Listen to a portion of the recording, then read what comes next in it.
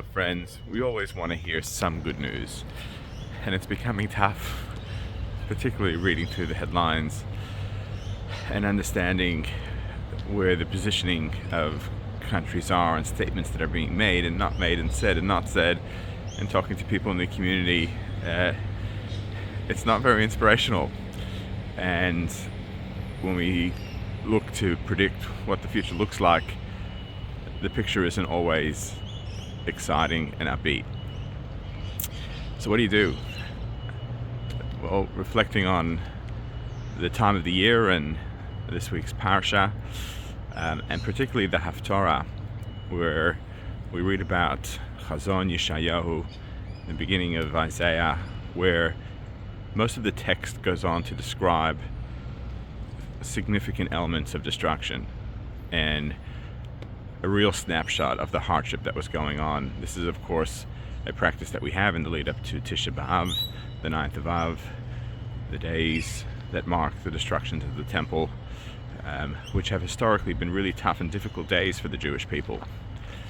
But what's interesting to note is that the very first word of these passages is chazon, about a vision.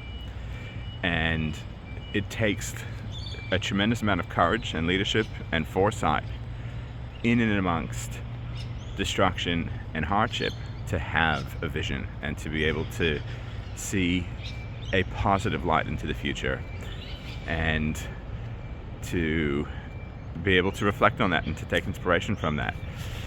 Sure, there's a lot of doom and gloom around, but how do we find in and amongst some of that hardship and difficulty that chazon, that inspirational vision, upbeat vision of what the future can look like and what we can do to contribute towards that? Moshe Rabbeinu in the Parshat Devarim also has a similar take on things. He kind of is giving the Jewish people a spiritual mirror into what the past was, the 40 years traveling in the desert, all that they have gone through. They're about to enter into the land of Israel, and rather than use the opportunity to chastise for all of the wrongs of the past, it's an opportunity that Moses uses to boost and to paint a picture of what the future can be.